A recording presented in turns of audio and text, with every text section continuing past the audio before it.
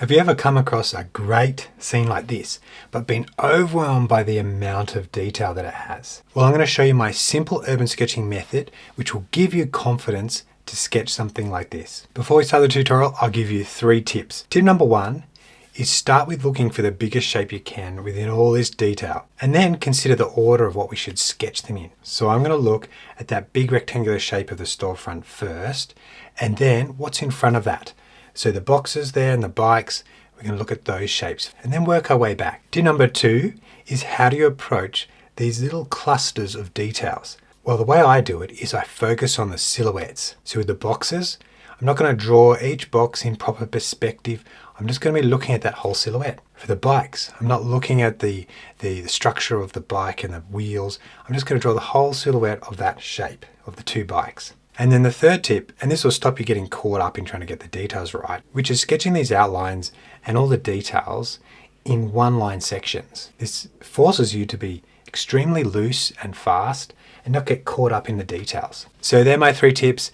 Now we're going to go on to the tutorial, step-by-step tutorial. The full tutorial without all the cuts will be over on Patreon. Plus I go through a little bit more on the perspective, 1-point perspective here, and how to draw small objects in perspective. So I'm thinking about that rectangle. So let's put some dots here, bottom of our page, put a dot in the middle, and then halfway between here, you may as well put one here too. So we've got 4 equal sections of our width. So from the tip of your pen to your finger there, turn it around, and then just above that dot there, we'll just place that.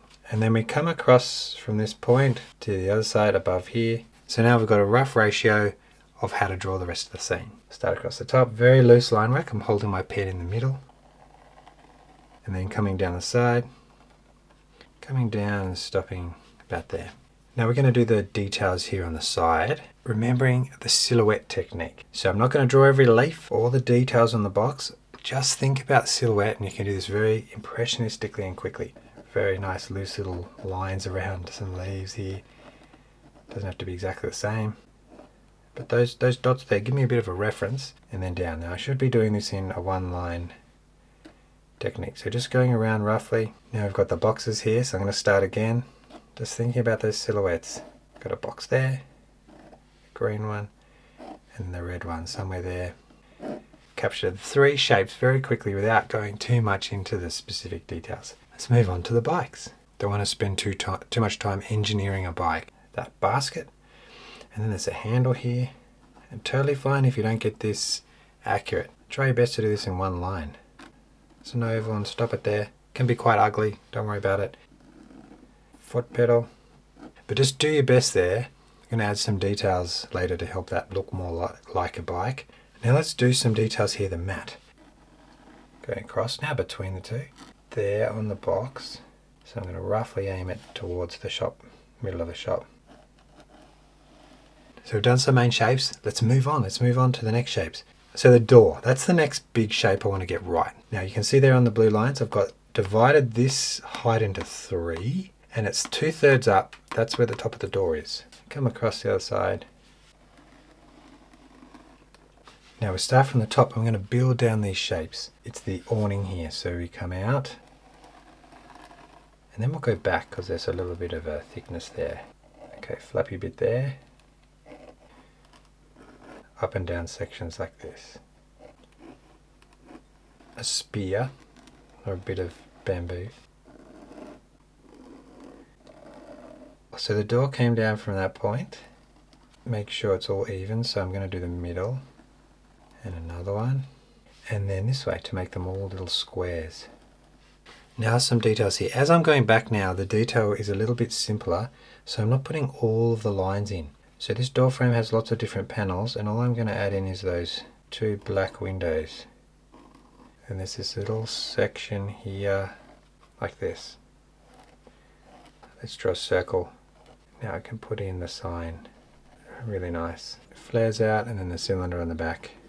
And there's one here. Oh, look at this side here. Follow my vertical line. There's a maroon box there.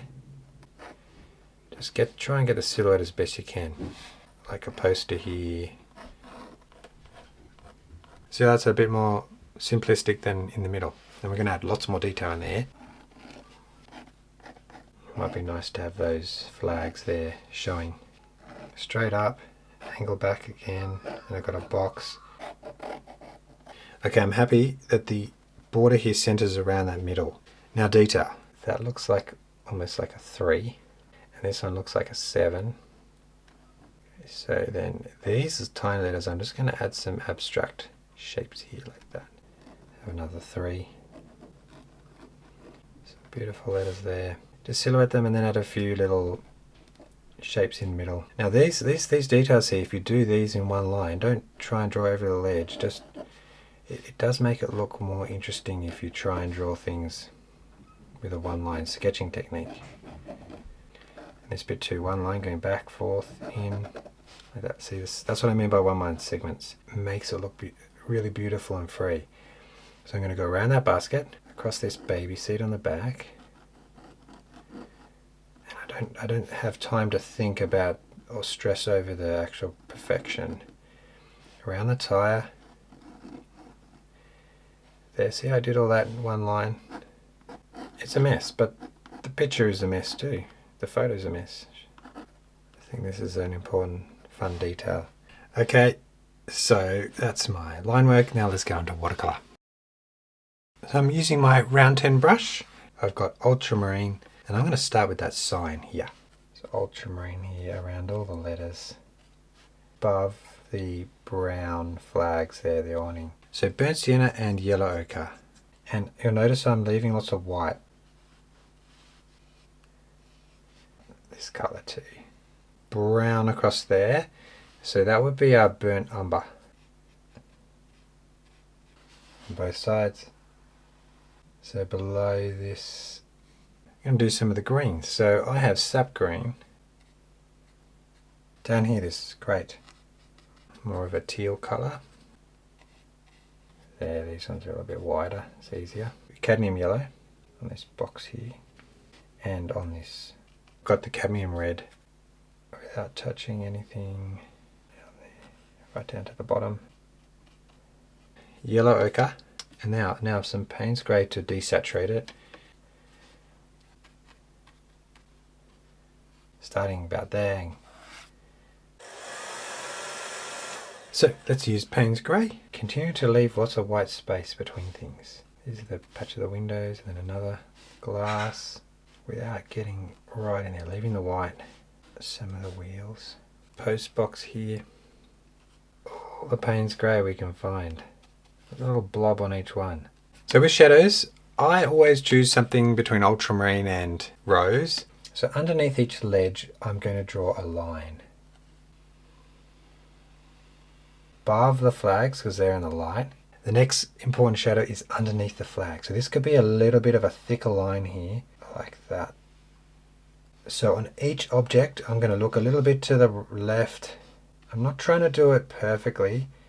Some dark shadow on the left of this part of the building. Going back further. So push that back. Down here once again, just a few little strokes.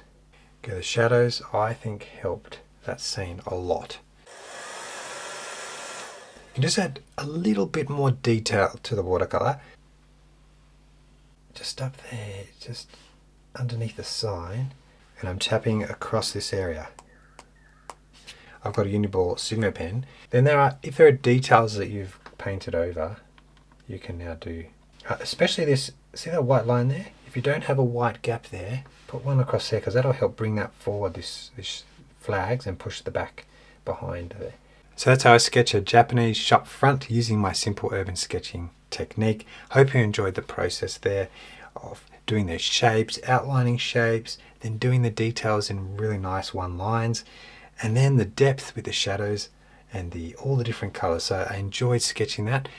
If you want the full version, I'm going to put that over on my Patreon membership, and you also get the high-res reference.